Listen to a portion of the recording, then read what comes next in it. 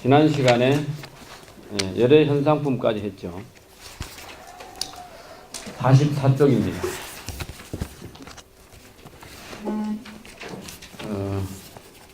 13번 개송 지난 시간에 했었는데, 부처님 몸은 온 법계에 가득하다. 간대마다 중생 앞에 나타나시며 인연 따라 골고루 나아가시지만 언제나 보리자에 항상 계신다. 부처님은 이 세상에 충만하게 계신다. 그러니까 안 계신 곳이 없다. 또 화엄에서 이야기하는 것을 우리가 법계연기 이렇게 말합니다. 법계라는 게 뭐냐? 불법이 유통되는 세상, 이렇게 짧게 말할 수 있는데, 불법이라는 것은 그 실체가, 그죠? 제일 중요한 것은 연기법이죠. 모든 것이 인연으로 생기고 인연으로 없어진다. 그래서 법계 연기가 통하는 세상, 이것이 바로 법계입니다. 법계입니다. 그래서 그 법계에 부처님은 어디에나 계신다는 거예요. 그렇기 때문에 우리가 이제 원불교에서 주로 쓰는 용어인데, 45쪽의 셋째 줄에 처처법당 사사불공 이런 말이 있습니다.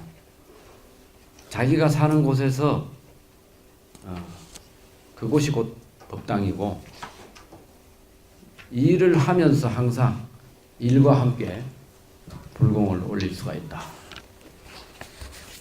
이게 무슨 일을 하더라도 부처님 앞에 고백하고 그 다음에 발언하고 이렇게 하는 게 이제 사사불공이겠죠.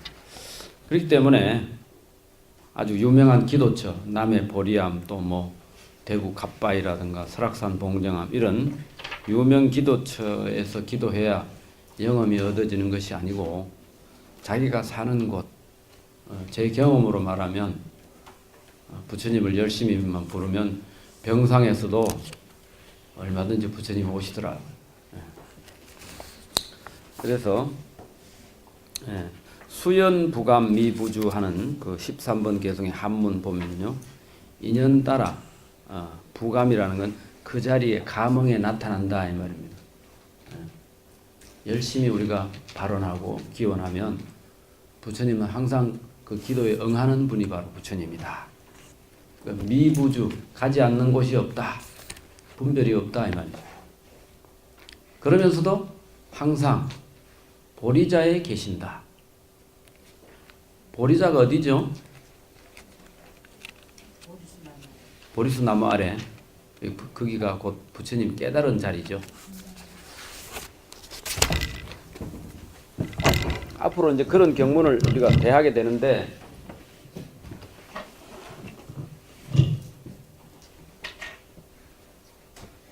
부처님이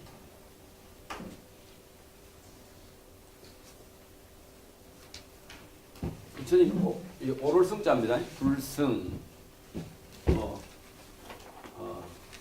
제일 먼저 수미산정이죠.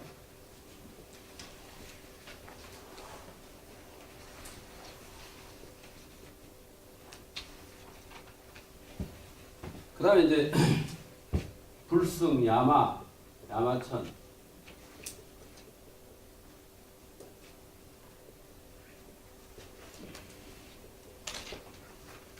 그 다음에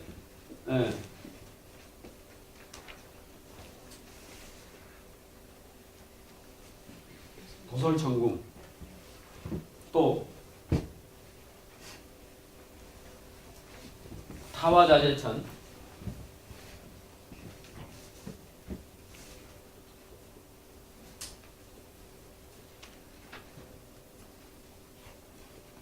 이래 이제 올라가십니다. 여기서 10주 법문을 하시고, 여기서 10행, 도솔천에서 10회양, 여기서 10지, 이 다 천상설법입니다. 그죠? 천상 4처, 지상 5처. 그래서 9군데에서 설법을 하는 게 화엄경인데, 수미산정은 곧 33천인 도리천궁입니다. 도리천이라고도 하고 수미산정이라고 하는데, 수미산정과 야마천과 도솔천, 타와자재천을 올라다니면서 설법을 하지만, 그러나 항상 어디에 머물고 계신다?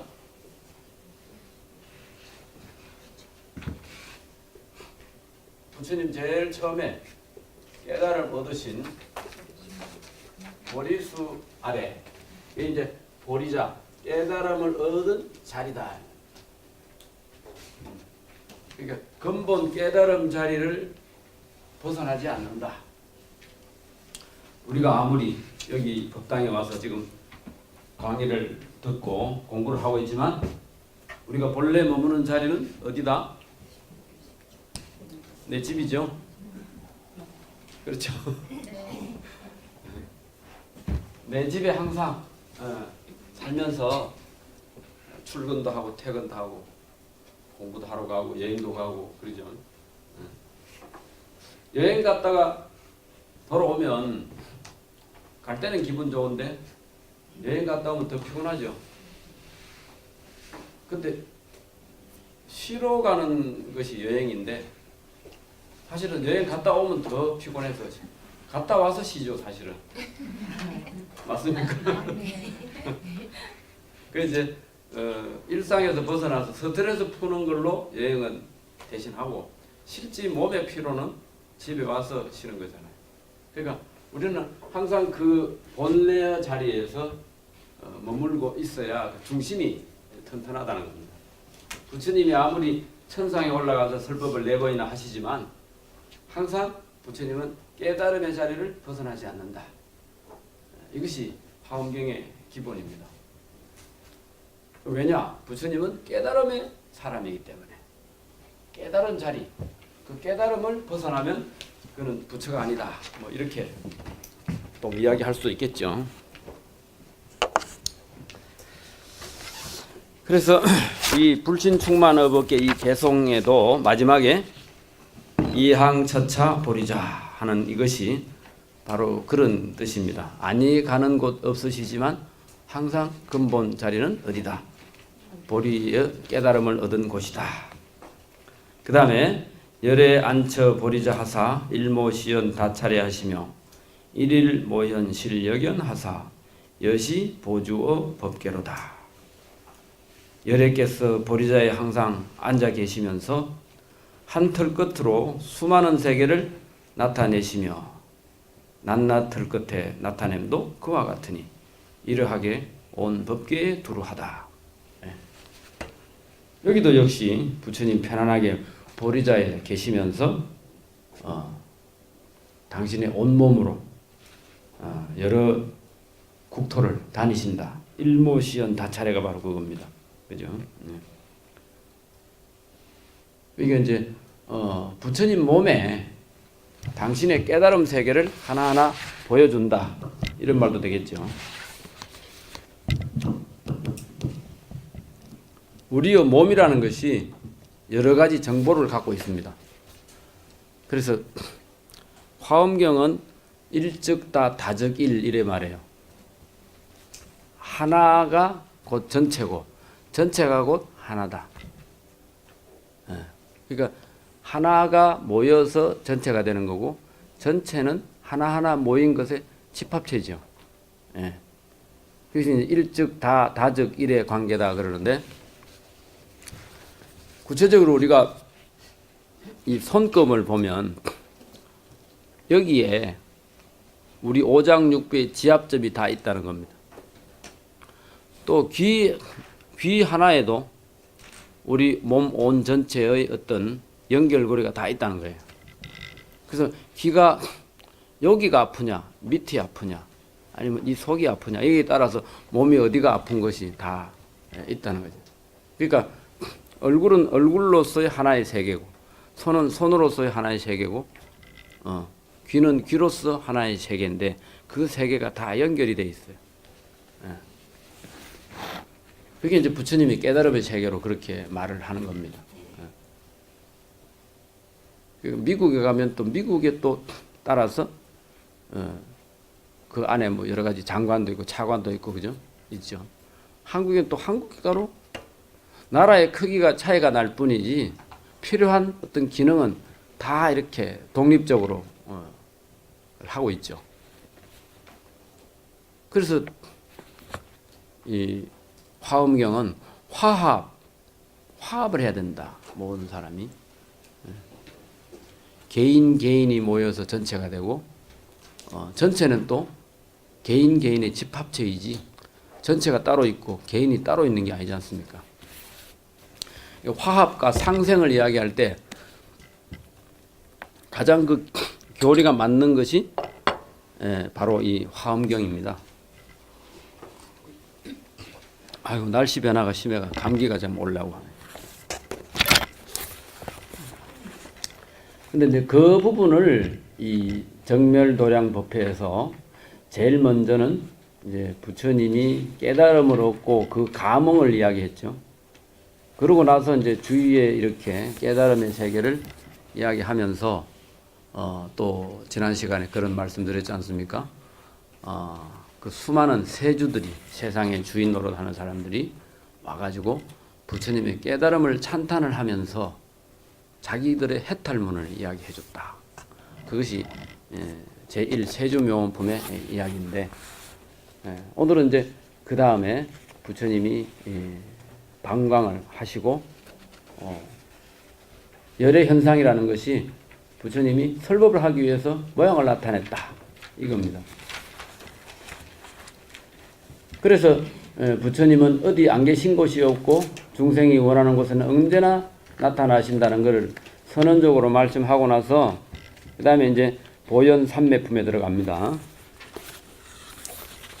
근데 이 책은 너무 간략하기 때문에 제가 지난주에 왔더니 책이 좀 부족하다 하던데 오늘 몇 권 가져왔는데 이 책 다 갖고 계시죠? 이 경전 독송본. 네.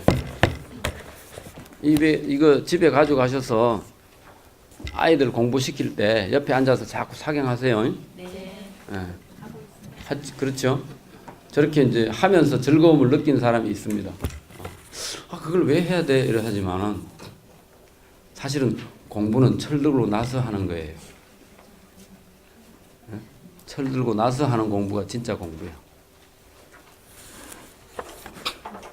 96조 보현보살 삼매품입니다.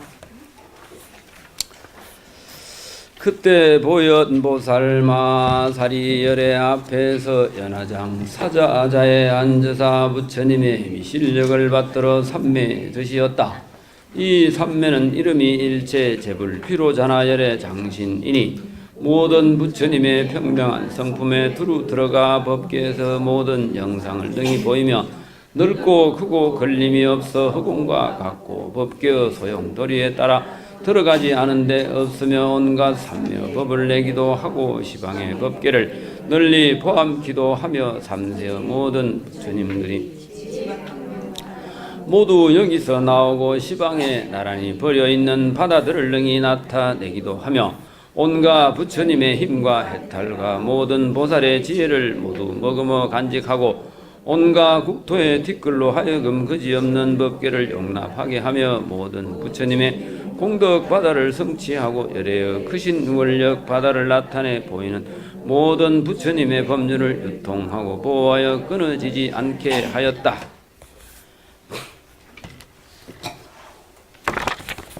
이런 내용을 이제 이야기를 하시는데 46조 우리 교재 거기 보면 같은 그걸 이제 소개를 했습니다. 왜냐 중요한 경문이기 때문에 여러분들한테 다 말씀을 못 드리지만 중요한 경문은 제가 이제 이야기를 하는데 그것이 마치 뭐와 같으냐? 저는 첫째 시간에 말씀드렸죠. 화엄경은 노다지를 캐는 광부와 같은 심정으로 아주 뭡니까 꾸준하게 노력하면서 하다 보면 금맥을 발견하는 것처럼 아주 중요한 경문을 우리가 발견을 하게 되는데, 그것은 열심히 사경도 하고 그 다음에 부처님의 경전에 대한 존경심과 내가 무엇을 하려고 기도를 할 때 내가 부처님 말씀을 자꾸 적고 그 중에서도 제일 힘이 있고 영험이 있다고 하는 화엄경을 내가 이번 철에 열심히 한번 해보겠다, 이번 강의를 계기로. 그래서 꾸준히 쓰다 보면 야, 이런 경문도 있었네, 이럴 때가 있습니다. 어떤 분은 사경하다가 무릎을 탁 치고 야, 이 부처님 말씀 중에 이런 말씀도 있었네, 이렇게 했다고 합니다. 그거는 이제 열심히 꾸준히 정진하는 사람한테 돌아오는 혜택이죠.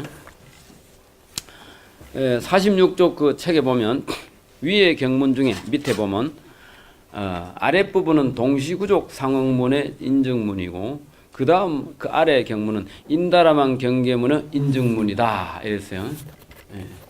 이게 뭐냐 하면 화엄경의 시편문을 이야기하는 겁니다. 시편문. 자, 그럼 여러분 책 교재 375쪽을 한번 열어보세요.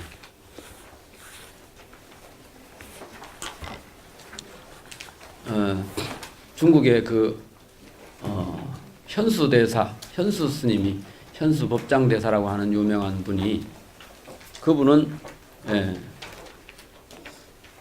의상 스님보다 조금 연배가 좀 뒤인데 중국의 그 유명한 화엄을 완성했다고 하는 그런 분이 현수 스님입니다. 근데 375쪽에 그분이 지은 화엄 오교장이라는 책에 이런 말을 했어요. 고시편 해놨죠? 이 정도 한 번은 다 읽으시죠? 네. 고시편, 그 다음 밑에 보면 신시편 이랬어요. 네. 타면기는 이제 현수 스님 저술이고, 화엄 현담은 이 청량국사 화엄 소초를 지은 청량국사 저술입니다. 근데 그 위에 화엄 오교장은 이거는 그의 스승이신 그 지엄대사, 그리고 의상 스님의 스승되고, 의상 스님하고 현수 스님은 한 사람은 중국 사람이고 한 사람은 한국 사람이지만 다 같이 지엄 법사를 스승으로 모셨죠. 그런 이야기 좀 들어보셨습니까? 네. 의상 스님이 중국에 공부하러 가가지고 거기서 지엄 스님 문화에서 공부를 했고 거기서 만난 사람이 현수 스님이라. 현수 스님이 신라에 온 그 의상 스님에게 형이라고 부르면서 편지를 주고받은 그런 이야기가 한 번씩 나오고 하죠. 근데 이제 이 화엄 오교장은 지엄법사의 주장을 그대로 정리한 겁니다. 그걸 고시편이라고 해요. 거의 비슷한데 동시구족 상응문 나오죠. 그 다음에 일다상용 부동문, 제법 상적 자제문, 인다라만 경계문, 미세 상용 알림문, 비밀 은현 구성문, 제장 순잡 구덕문, 십세격법 이성문, 유심 회전 선성문, 탁사현법 생해문, 이렇게 10개를 지엄법사가 주장을 했습니다. 근데 그거를 타면기에서 현수 스님이 정리를 하기를 광협자재 무예문을 거기다 넣고, 그 다음에 이제 저 밑에 유심회전 선성문 이런 거 빼고, 여기는 10번째 주반 원명 구성문이라, 주인과 덜러리가 함께 어우러져 가지고 무엇을 이루어내는, 그렇게 10개를 이야기를 했어요. 그래서 그 제일 밑에 보면은 신시편과 고시편의 그 연관성을 이제 줄로 이렇게 했습니다. 근데 우리가 보통 기억하는 시편문은 현수 스님이 말한 그 동시구족 상응문부터 주반 원명 구성문을 이야기를 합니다. 그래서 거의 쓰는 용어가 좀 다를 뿐이지 비슷하다 이렇게 보죠. 그 중에서 그 시편문 중에 지금 2개의 인증문이라 증거가 될 만한 그 경문이다 이 말입니다. 그러니까 화엄경은 한 세계를 자세히 설명해 놓고 이런 세계가 한국에만 있는 게 아니고 중국에도 있고 일본에도 있고 미국에도 있다. 이렇게 이야기하는 거하고 비슷해요. 그러니까 뭐 한국에 가면 강남에 봉은사가 있는데 그 주위에 사는 사람들이 아주 탑 클래스 좋은 사람들이 많다. 근데 이것은 미국에도 어디 가면 이런 데가 있고 일본에도 어디 가면 이런 데가 있고 중국에도 이런 데가 있다. 이렇게 설명하면 한국의 상황을 대충 하면서 아 사실은 조금 나쁜 사람도 있는데 좀 좋게 말했구나. 그렇게 되죠?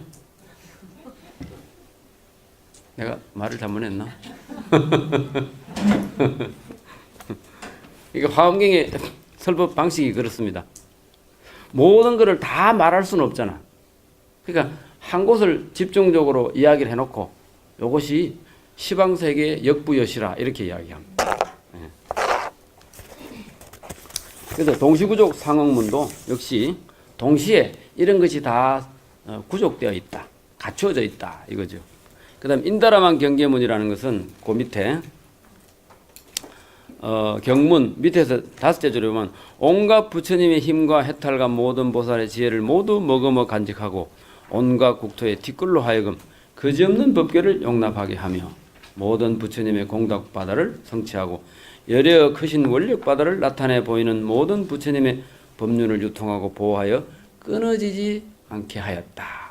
이 끊어지지 않게 하였다는 것이 뭐냐 하면 인다라만 경계문이다 이러는데 잠깐만 설명을 하면 인다라망이라는 것은 여러분들이 왜 거울이 여럿이 이렇게 있는 곳에 가면 거울이 서로 비치고 비쳐가지고 그 속에 거울 영상이 끝없이 펼쳐지는 걸 한번 보신 적이 있는지 모르겠습니다. 예전에 그 인다라만 경계를 표시하기 위해서 대구 근처에 영천이라는 곳이 있는데 거기에 만불사라는 절이 있습니다. 거기 스님이 이제 옛날에 해인사 강원에 우리 선배 되는데 그분이 만불사를 만들면서 그 속에 인다라만 경계문을 만든 그런 법당을 하나 만들어서 그 속에 들어가면 거울끼리 서로 비춰가지고 그냥 끝없이 이렇게 서로 이렇게 보이는 거울 효과라 그래요. 그런 걸 보면서 그게 뭐냐 인다라만 경계다 그러는데 인다라망이라는 것은 뭐냐 하면 인도 신화에 나오는 인드라 신이 세상을 만들면서 수없는 세계를 그렇게 비슷비슷하게 이렇게 만들었다는 것을 표하는 그런 게 있습니다. 그래서 아까 말한 것처럼 이러이러한 세계가 이렇게 있는데 이것이 여기도 있고 저기도 있고 수없이 꽉 찼다. 지난번에 우리가 잠깐 봤었잖아요. 도쿄 끝에 보면은 무슨 뭐 돛담배가 쭉 있는 것처럼 이렇게 20층 세계가 있고 여기 끝에 그죠? 20층 세계가 있고 이것이 요거 하나를 요 중에 요거 하나를 떼와서 이렇게 봤는데 이것이 이렇게 펼쳐진 이거를 10개의 불찰 미진수 세계다. 그래서 10불찰 미진수 세계다. 이런 말을 했죠. 이게 뭐냐? 인다라만 경계가 같다는 거야. 한 세계가 끝없이 쫙 펼쳐진다는 거야. 그것을 이제 보현보살이 삼매에 들어서 경험한 세계를 설법을 통해서 일반 대중들에게 이제 이렇게 이야기해 주는 겁니다. 그 97쪽에 우리 저 경문 독송하는 경문 거기 보면 97쪽에 이 세계에서 보현보살이 세존 앞에서 이 삼매의 등급과 같이 이렇게 온 법계 허공과 시방과 삼세와 미세하여 걸림이 없는 넓고 큰 광명과 부처님 눈으로 보시는 바와 부처님 힘으로 이루는 데와 부처님 몸에 나타내시는 모든 국토와 이런 국토에 가는 티끌이 있거든. 이 낱낱 티끌 가운데 세 개의 티끌수 부처님 세계가 있고 낱낱 세계 가운데 세 개의 티끌수 부처님이 계시며 낱낱 부처님 앞에 세 개의 티끌수 보현보살이 있어 모두 이 일체제불 비로자나 열애장신 삼매에 들었다. 여기가 더 인다라만 경계를 여실하게 보여주는 경문입니다. 이래가지고 이제 어떤 경을 설하려고 하면 이 화엄경에는 을의 부처님은 뒤에서 광명을 비추고 계시고 그 앞에 그 설법을 대신해 주는 보살이 나타나 가지고 부처님에게 가피를 입습니다. 이 뭐냐? 가피 입는 부분이에요. 가피를 입는다는 것은 지난번에 삼매에 들어야 가피를 입을 수 있다 그랬죠. 가피를 입는 것은 자기의 본래의 능력보다도 부처님의 능력을 옮겨받는 거예요.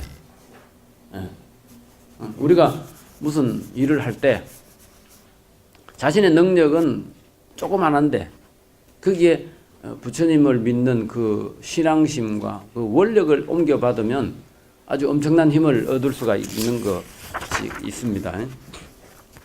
그래서 어떤 설법을 하려고 하면 이거는 뭐냐? 부처님을 대신해서 하는 설법입니다. 저 앞에 세주묘원품에서 각각 세주들이 나와서 한 것은 자기 이야기를 한 것이고 여기 보현보살이 하는 것은 부처님이 본 세계를 보현보살이 삼매에 들어서 부처님의 가피를 입고 부처님을 대신해서 말하는 겁니다. 그러니까 부처님 설법을 대신하는 거예요. 예. 그래서 가피 있는 부분을 항상 보여줍니다. 그래서 제일 먼저 입으로 가피하고 생각으로 가피하고 몸으로 가피해서 가피를 받으면 그 다음에 이제 백쪽에 보면 삼매에서 일어나는 부분이 있죠. 삼매에서 일어나서 이야기를 쭉 합니다. 자, 그럼 103쪽에 삼매에 일어나서 개성으로 설하는 부분을 해서 그 다음 쪽까지 한번 끝까지 읽어보겠습니다. 이러한 10가지 큰 마니왕 구름이 널리 내리니 모든 열의 털구멍마다 모두 광명을 놓고 그 광명 가운데서 개성으로 말하였다. 보현보살 온 세계에 두루 계시어 연꽃 위에 앉으심을 대중이 보니 통 나타내지 않는 것 없고 한량은 삼매 능이 들었고 온갖 세계 부처님에 계신 데처럼 저 세계의 뒷글 속도 모두 그러해 나타내는 삼매와 심통한 일들 비로자나 부처님의 원력이니라. 그때 모든 보살들이 보현보살을 보면서 부처님의 실력을 받들어 같은 음성으로 찬탄하였다. 부처님의 법문으로 따라 나시고 열의 원력으로 생기었으니 진여가 평동하온 흥공장임에 당신이 인정하였네. 보현보살 크고 넓은 공덕의 바다 시방세계 두루 다녀 부처님 뵙고 모든 뒷글 속에마다 있는 세계에 골고루 나아가서 나타내시네.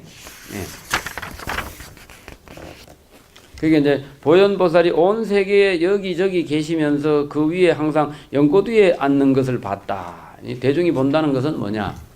깨달음을 얻은 그런 상태로 대중에게 보여준다는 겁니다. 연꽃 자리는 곧 부처님 자리예요. 우리가 보리자라고도 하고 또는 사자자라고도 하고 또는 연하자라고도 하죠. 부처님 자리를. 우리가 이제 공부를 하고 나서 나중에 십지 수행을 끝내면 부처님이 성불을 하게 됩니다.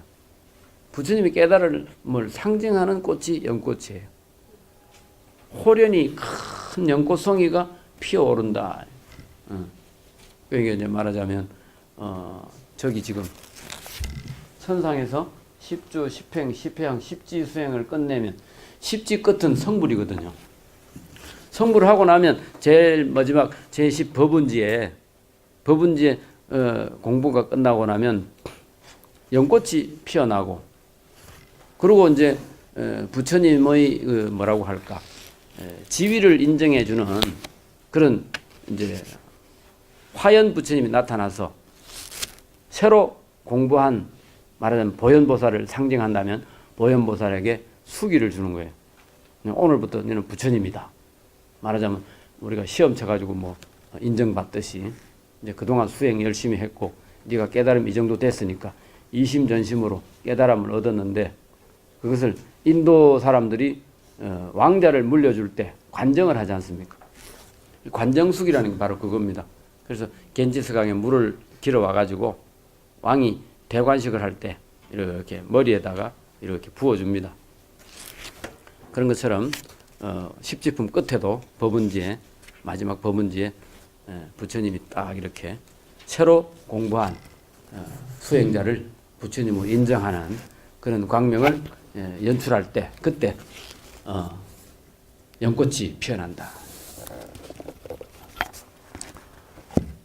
그래서 이제 그것을 연화자라 이렇게 상정을 하는 겁니다.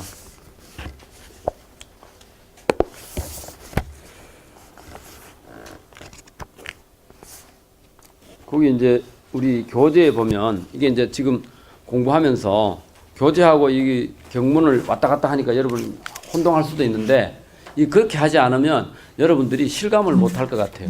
예. 계속 몇 개 설해주고 그냥 이런 세계가 있다 하면은 너무 좀 요즘 말로 썰렁하잖아요. 예. 그리고 집에 가서 또 사경을 하면서 이렇게 하다 보면 요 경문도 사실은 좀 줄인 겁니다. 예. 이 안에 지금 한 제 18품까지 들어갔으니까 중간에 좀 생략한 건데 그래도 막 큰 것은 다 넣어서 했기 때문에 여러분들이 기도하는 효과를 얼마든지 누릴 수가 있겠습니다. 예. 그래서 이제 보현보살이 여기는 지금 간단하게 끝난 것 같지만 보현보살의 삼매에 들어가지고 보현보살이 이야기하는 것이 이 뒤에 세계 성취품하고 화장 세계품 이런 데까지 꾸준히 이야기가 됩니다. 근데 105쪽 우리 경문에 보면 세계 성취품이 나옵니다. 이게 보현보살이 삼매에 들어서 아까 가피 받았잖아요. 그리고 이제 부처님이 생각하는 이 세상이 생긴 모습, 이 세상이 어떻게 생겼느냐 그런 거를 세계 성취품과 화장 세계품에서 하나하나 이야기를 합니다. 그러면 세계 성취품이라는 건 뭐냐? 이 세상이 어떻게 생겼을까? 그죠? 결론적으로 말하면 우리의 마음 중에서도 욕구라는 게 있잖아요. 뭘 하고자 하는 욕구. 그 욕구가 업을 만들어내고 그 업으로 이 세상이 생긴다는 거예요. 그래서 화엄경은 철저히 뭡니까? 연기법입니다. 인연법이다.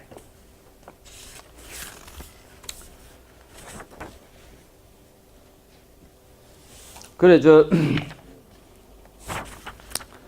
아까 공부한 우리 교재 이제 48쪽으로 넘어가게 되는데 거기서 이제 세계 성취품 이야기가 나오는데 그 중에 중요한 개성을 한 2개 정도 읽어보겠습니다. 48쪽에 17번 개성. 여기 말한 끝없는 모든 세계를 비로자나 부처님이 장엄하신 것 헤아릴 수 없는 세존의 경계 지혜와 신통 여기 이러하니라. 제불께서 각가지 방편의 문으로 온갖 세상에 출현하셔서 모두 중생들의 좋아하는 마음을 따르셨으니 이것이 부처님의 좋은 방편 여기로다. 부처님은 중생들의 마음을 따라서 당신의 방편을 쓴다는 겁니다. 중생들이 좋아하는 것을 보고 거기에 따라서 따라주면서 그 뒤에 법문을 하는 거예요. 말하자면 배고픈 사람에게 밥을 먹여주고 또 어디 좋은 데 구경하고 싶은 사람은 구경 먼저 시켜주고 나서 그 다음에 이제 어느 정도 그 사람의 만족을 얻었을 때 그때 당신이 법문을 이야기합니다. 처음부터 그냥 막 법문 듣기 싫어하고 공부하기 싫어하는 사람 보고 와서 공부해라. 공부 안 하면 스카이 대학에 못 들어간다. 그러니까 아이들을 공부시킬 때 좀 이렇게 그 애들의 마음을 따라주면서 그 다음에 본론으로 들어가야 되면 처음부터 서론부터 그냥 윽박 지르고 계속 혼내고 이러면 이제 오히려 역효과가 일어나잖아요. 그래서 부처님도 중생들의 마음을 따라서 중생들의 마음을 안정시켜 놓고 그 다음에 당신의 방편, 본론을 이야기한다는 거예요. 그래서 소설무변 중차례 여기 말한 끝없는 모든 세계가 다 비로자나 부처님이 만들었다는 거예요. 실엄정이라 장엄했다. 이것을 좀 더 적극적으로 해석하면 그죠? 비로자나 부처님이 창조주 하나님이 되는 겁니다. 예. 그렇지만 불교에서는 내가 만들었다 소리 안 해요. 인연으로 그렇게 됐다. 예. 그리고 우리 지금 세상이 민주잖아요, 그죠? 백성이 주인인 나라가 민주주의 나라잖아요. 응? 또 우리 앞에 세주 그러잖아요. 세상의 주인이 이 세상을 장엄한다. 세주가 묘험한다. 세상 주인이 묘하게 장엄한다. 그렇죠? 그러면 이 세계를 누가 만드느냐? 하나님이 일방적으로 만드는 게 아니에요. 비로자나 부처님이 엄정했다, 꾸몄다, 장엄했다 하면서 그럼 비로자나하고 그 비로자나를 도와준 사람 누구냐? 우리 중생들이 모두 다 비로자나하고 함께, 비로자나는 지도자고 우리는 거기에 함께하는 도반까지 될 수가 있는 거죠. 예. 그래서 불교는 철저히 인본주의입니다. 사람이 근본이고 사람이 어떻게 하는 거예요. 그리고 하나님을 설정을 안 해. 신격을 부여하지 않습니다. 이 세상에 다만 깨달은 자와 어리석은 자가 있을 뿐이지 절대자가 있는 것이 아니다. 그 깨달은 사람은 우리는 붓따라 한다. 이렇게 이야기합니다. 뭘 깨달았느냐? 연기법. 이 세상, 이 법계가 전체가 연기의 덩어리라는 걸 깨닫는 사람이 붓따라예요. 그래서 49쪽에 보면 그 설명에 나오죠. 둘째 개성에서 재벌이 방편력이 중생들의 욕구를 따르는 듯 하지만 중생들이 오탁악세로 가는 것을 보고만 계시지는 않는다. 궁극에 가서는 욕구가 만드는 세상이 고통의 세상일 경우에는 그것을 끝내고 깨달음의 길로 들어서도록 인도하는 분이 바로 부처님이다. 그래서 부처님을 삼계 도사 그러죠. 삼계 길을 이끄는 인도자다. 네, 그래서 중생과 부처의 차별을 깨닫고 못 깨달은 여기에 차별을 두지 본래 차별은 없다는 거예요. 중생이 곧 부처고 부처가 곧 중생이다. 네. 근데 그렇게 하다 보니까 세상을 다스리는데 조금 잘못된 건 있는 것 같아요. 기독교에서는 기독교 입문을 하면 모든 신자가 다 종이죠. 네? 어리석은 양떼, 목사는 목자고. 근데 그렇게 종을 만들어 놓으면 말을 잘 듣는데 부처님하고 나하고 차별 없다 이렇게 하니까 똑같은 줄 알고 잘못 덤벼들고 이래가지고 질서가 안 잡히는 경우도 있어요. 그 체감하십니까? 요즘 애들 교육시켜 보세요. 옛날에는 우리 세대만 하더라도 60년대 출생한 사람만 하더라도 어른들이 매로 다스리면 다 따라줬는데 요즘 애들은 매로 다스리면 역효과 나죠. 네. 벌써 이제 그동안 우리 기성세대가 요즘 아이들을 처음부터 잘못 교육을 시켰다는 증거가 나오는 겁니다. 옛날에 어른이 한마디 하면 찍소리 못 하고 가만히 있었는데 요즘은 바로 그냥 대통령이 뭐라 해도 이 있습니다 이러잖아요. 그러니까 이제 좋은 것을 잘 우리가 쓸 줄 알아야 되는 거죠. 그러니까 부처님도 그러니까 욕구를 딸라주는 것 같지만 사실은 나중에 부처님의 깨달음 세계를 설파하기 위해서 참고 기다리는 거예요. 그러니까 여러분들이 자녀를 교육시킬 때도 따라주는 듯 하지만 여러분이 분명히 주장할 것은 주장하라는 거예요. 주장 안 하고 세상 가는 대로 따라가면 결국은 무질서하고 예의 없고 조상도 몰라 하는 이런 이상한 세상이 되어버립니다. 예. 그래서 중생들의 욕구로 이 세상이 건립된다고 합니다. 중생들의 욕구로. 그렇지만 부처님은 그것을 오탁악세로 그냥 방치하지 않고 자신의 깨달음으로 자꾸 바꿔가려고 노력을 하십니다. 그래서 그 49쪽 끝에 보면 여러 불자들이여 간략히 말하면 10가지 인연으로 말미암아 온갖 세계가 이미 이루고 지금 이루고 장차 이루어지리라. 10가지 인연으로 이 세상이 이루어졌다. 그 10가지가 뭐냐? 거기에 10가지 중에 그 다음 쪽에 열애의 위실력과 온갖 중생들의 행동과 업, 온갖 보살이 온갖 지혜를 이루어서 얻은 것, 모든 중생과 모든 보살이 선근을 함께 모은 것, 온갖 보살이 국토를 깨끗이 하려고 하는 원력 때문에 이 세상이 더러운 세상만 되어가는 것은 아니다.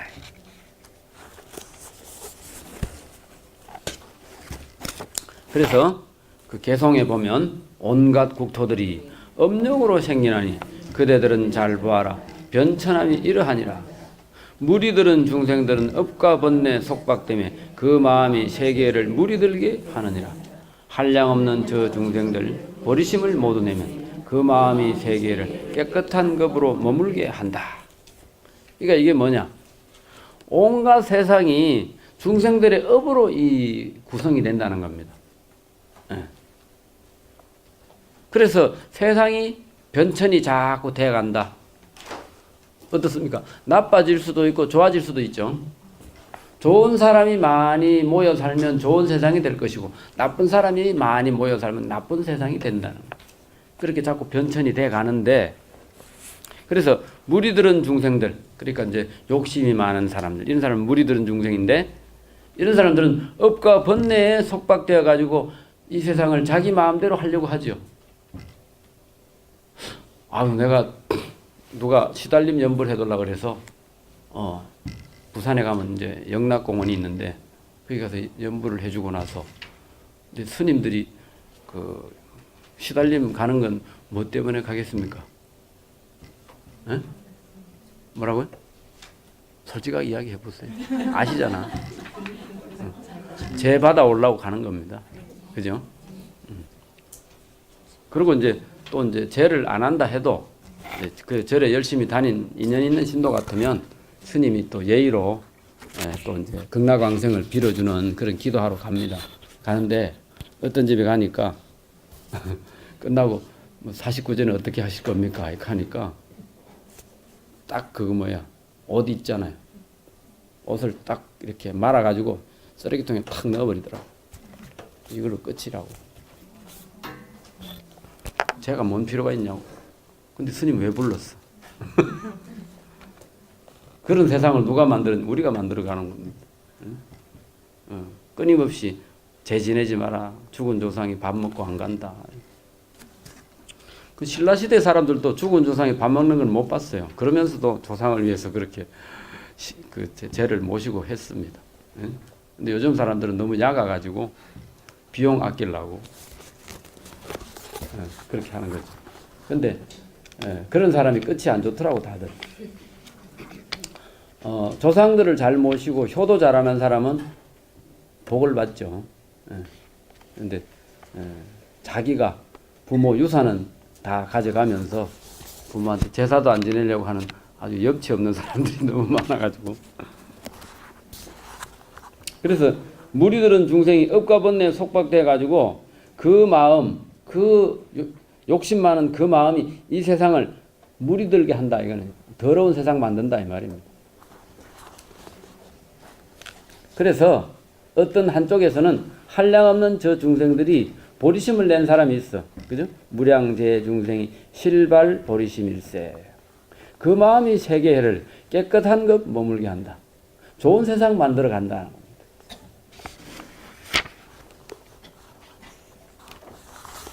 이 좋은 세상을 만들어 가려면 우리가 기본을 지켜야 되겠죠. 그래서 우리가 뭐 시간이 허락한다면 이렇게 이제 경문을 읽어가면서 천천히 우리가 이제 공부를 해야 되는데, 그래서 우리가 이제 한정된 시간에 이야기를 해야 되기 때문에 어쩔 수가 없습니다. 요 경문 책 그 109쪽을 한번 보겠습니다. 여기에 보면은 그 제목에 가름에 의지해. 이건 이제 무슨 그 어떤 몇 장 하는 그 가름에 의지해서 해석한다 해놓고 그 밑에 세계가 이루어진 인연 그랬어요. 기구 인연. 기자는 일어날 기자. 이 세상에 생겨 먹은 거. 그다음에 그 속에 갖추어진 거.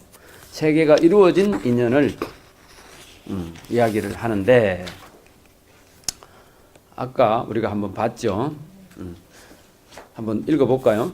여러 불자들이여 간략히 말하면 10가지 인연으로 말미암아 온갖 세계가 이미 이루어졌고 지금 이루고 장차 이루어지리라. 무엇을 10가지라 하는가? 이른바 열의 위실적인 연고며 을의 그러한 연고며 온갖 중생들의 온갖 업인 연고며 온갖 보살이 온갖 지혜를 이루어서 얻은 연고며 모든 중생과 모든 보살이 선근을 함께 모은 연고며 온갖 보살이 국토를 깨끗이 하려는 원력인 연고며 온갖 보살이 물러가지 않는 행과 언을 성취한 연고며 온갖 보살의 청정하고 훌륭한 이해가 자제한 연고며 모든 열의 선근에서 흐르는 바와 모든 부처님이 성도하실 때 자제한 세력인 연고며 보현보살의 자제한 선의 힘인 연고니라. 여러 불자들이여 이것이 간략하게 10가지 인연을 말한 것이지만 만일 널리 말하자면 세계의 뒷글수와 같느니라. 간략히 줄인 것이 10가지고 그 나머지 있다. 제일 먼저는 부처님의 위실력이 이 세상에 미친다. 이거는 뭐냐면 진리의 힘입니다. 진리의 힘이라는 것은 어떻습니까? 물은 위에서 아래로 흐른다. 자연법이죠. 예. 모든 것은 원인을 심으면 결과가 나타난다. 이것도 이제 자연법이지 않습니까? 그것이 하나의 열의 위실력이죠. 그 다음에 을에 그러하다. 이거는 뭐야? 이것도 자연법입니다.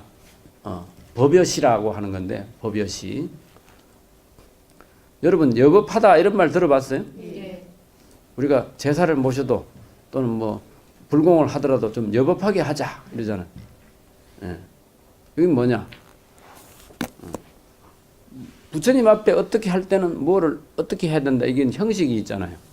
말하자면 정성스럽게 공양물을 올리고 그 다음에 이제 스님이 열심히 연부를 하고 기도를 하고 정성을 모아서 그래 해야 우리가 나중에 끝나고 나면 뭐가 하는 것 같죠. 여러분 뭐 대충 그냥 뭐 설렁설렁 이렇게 절에서는 그걸 건단진언으로 한다 이렇게 말을 하는데 설렁설렁 하면 만약에 내 부모 천도제를 그렇게 했다.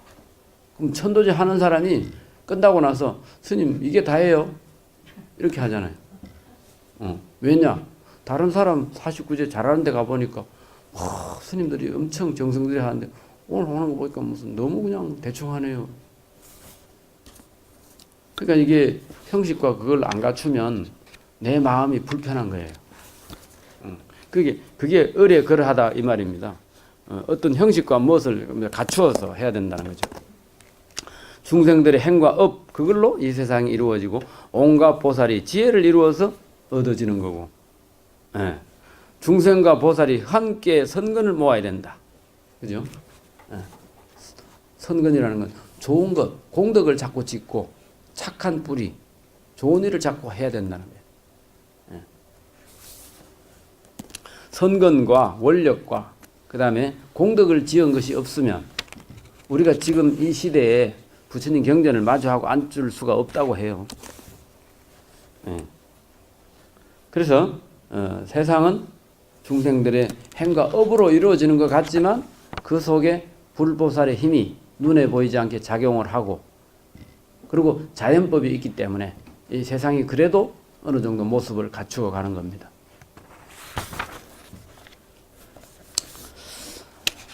그 다음에 110쪽에 가면 두 번째 나 해놨죠. 세계가 의지하는 대상이래요. 무엇을 의지해서 머무르느냐? 여러분 저기 부모가 살아 계신가 하고 부모가 돌아가신가 하고 같겠어요? 다르겠어요? 아니 그냥 시어머니 시아버지가 어떨 때는 거추장스럽고 힘들 때도 있지만 그분들이 안 계시면 평소에는 몰라요. 근데 무슨 큰일을 당하거나 이런 걸 할 때 아이고 어떻게 해야지? 아무리 속세계도 남편이 있는 거하고 없는 거하고 다르잖아요. 예. 그러니까 저는 지금 2년 전에 우리 이제 연세가 많으셔가 우리 어머니가 돌아가시고 속가에 그리고 이제 지난번에 말한 것처럼 3월 25일 날 우리 절에서 모신 은사 스님 돌아가시고 이제 천에 고아가 됐어요. 근데 나이가 들었어도 부모격인 분들이 돌아가시니까 좀 뭐가 한쪽이 텅 빈 것 같고 그렇습니다. 그래서 그게 의지가 되는 거예요. 아무리 술 먹고 행패 부리는 남편도 있을 때하고 다르다. 이런 이야기 하신다면서요. 사실 맞습니까? 그게 이제 의지하는 대상입니다. 그래서 그 밑에 보면 이른바 온갖 장엄을 의지해서 머물기도 하고 허공을 의지해서 머물기도 하고 온갖 법의 광명을 의지해서 머물기도 하고 부처님의 광명을 의지해서 머물기도 하고 온갖 법의 빛 광명을 의지해서 머물기도 하고 부처님의 음성을 의지해서 머물기도 하고 환설 같은 업으로 대력 아수라의 모양인 금광수를 의지해서 머물기도 하고 온갖 새가 맡은 이의 몸을 의지해 머물기도 하고 보살의 몸을 의지하여 머물기도 하고 보현보살의 원력으로 생긴 온갖 차별한 장엄바다를 의지하여 머물기도 한다. 화엄경에는 막 딱 이야기를 하면 10가지를 이야기합니다. 그리고 어떨 때는 11가지를 이야기해, 또 12가지를 이야기해요. 근데 그건 뭐냐? 10개에서 하나 더 늘었다. 2개가 늘었다. 이러면 9개는 뭐냐? 10가지에서 1개가 덜 왔다. 이렇게 말합니다. 10개가 완전한 숫자야. 그죠? 넘치는 거는 더 남았다. 이 세상은 온갖 장엄을 의지해서 머문다. 허공을 의지해서 머문다. 이 말이 이해가 가시겠어요? 여러분, 우리가 지금 어디 디디고 섰죠? 강의실 디디고 섰죠? 이게 이제 우리가 땅을 의지해 살잖아요. 한국 부자들은 전부 땅 부자들입니다. 맞죠? 사업을 해서 돈 벌어서 땅 안 산 사람은 다 망합니다, 나중에. 너무 세속적인 이야기인 것 같은데. 근데 땅은 무엇을 의지하느냐? 땅은 물을 의지합니다. 그죠? 맞죠? 물은 뭐를 의지합니까? 물은 공기를 의지합니다.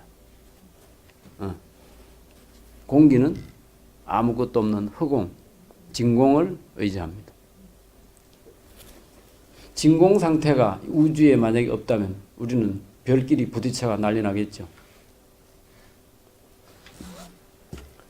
텅 빈 허공이 여러 별들이 이렇게 딱 해가지고 거기에 인력이 작용한다잖아요. 그게 이제 자연과학인데 여기 불교에서는 아무것도 없는 허공에 우리는 머물러 있다는 겁니다. 그러니까 우리가 땅이 그래 소중하지만 땅은 그 다음에 물이 있어야 되고 땅에서 물이 빠지니까 몽고 쪽에서 해마다 황사가 넘어오잖아요. 황사만 넘어옵니까? 중국에 그 대기 오염된 거 다 몰고 와가지고 우리나라에 다 떨어뜨려 놓고 가잖아요. 그래서 세계가 이루어진 것을 이 화엄경에서 뭐라고 하느냐 하면 허공을 공륜이라고 합니다. 바퀴륜자를 써서 공륜. 그 다음에 수륜, 풍륜, 금륜. 금륜은 땅입니다. 수륜은 물이고 그 다음에 공륜. 또 한 가지가 뭐죠? 풍륜. 풍륜은 공기입니다. 공륜, 풍륜, 수륜, 금륜. 요 4가지. 요것이 이 세상의 이제 그거다. 모습이다. 이렇게 말하는데 그 사륜 세계 이렇게 이야기해요. 그 다음에 112쪽에 형상으로 차별하다. 어떤 형상으로 있느냐? 각가지 차별한 형상이 있는데 어떤 것은 둥글기도 하고 모나기도 하고 둥글고 모나지도 않고 한량없는 차별이 있으며 소용도는 물 모양으로 있기도 하고 산불꽃 모양으로 있기도 하고 나무 모양도 같고 꽃 모양도 같고 궁전 모양도 같고 중생 모양도 같고 부처님 모양도 같은 이런 것이 세계에 뒤끌 수가 있다. 여러 형상으로 벌어졌다. 이거는 10가지만을 이야기하는 게 아니라 온갖 형상을 다 이야기하는 겁니다. 여러 형상으로 있을 수 있다는 겁니다. 그 다음에 세계 최성은 뭐냐? 세계의 이 국토가 의지하는 근본 최성은 뭐냐? 이른바 온갖 법의 장엄으로 최성이 되기도 하고 한 가지 법의 가지가지 장엄으로 최성이 되기도 하고 온갖 법의 광명이 최성이 되기도 하고 온갖 장엄의 광명이 최성이 되기도 하고 깨뜨릴 수 없는 금강으로 최성이 되기도 하고 부처님의 힘의 가지력으로 최성이 되기도 하고 법의 모양으로 묘한 법의 모양으로 최성이 되기도 하고 부처님의 변화로 최성이 되기도 하고 이런 여러 가지가 최성이 됐는데 이것도 뭐냐? 결국은 모든 것이 연기법으로 생기고 연기법으로 없어지는 거겠죠. 또 세계의 장엄, 온갖 장엄거리에서 훌륭한 구름을 내어 장엄하고 온갖 보살의 공덕을 말하여 장엄하고 온갖 중생의 업보를 말하여 장엄하고. 근데 장엄이라는 것이 꼭 좋은 것만 말하는 게 아닙니다. 나쁜 것도 장엄이요, 좋은 것도 장엄이요. 장엄의 어떤 뭡니까? 더럽고 깨끗한 이런 차별이 없습니다. 예. 그 다음에 누구는 좋고 누구는 나쁘고 선악 차별도 없고 그런 것이 그냥 있다는 겁니다. 불교에서는 선악을 부처님이 절대로 주지하지 않습니다. 선악은 저들이 알아서 선하기도 하고 악하기도 하고 그것을 좋게 돌려놓으려고 하기는 하지만 그 결과의 책임을 안 집니다. 그게 자연법이죠. 이 세상을 조물주 하나님 만들었다 해가 하나님이 얼마나 나쁜 사람 됐습니까? 그렇죠? 책임도 못 지면서 나중에 결국 거짓말 되는 거죠. 자, 그러면 조금 쉬었다가 시간이 벌써 3시가 됐네요. 선생님, 질문이 있는데요. 네. 두 가지가 있는데요.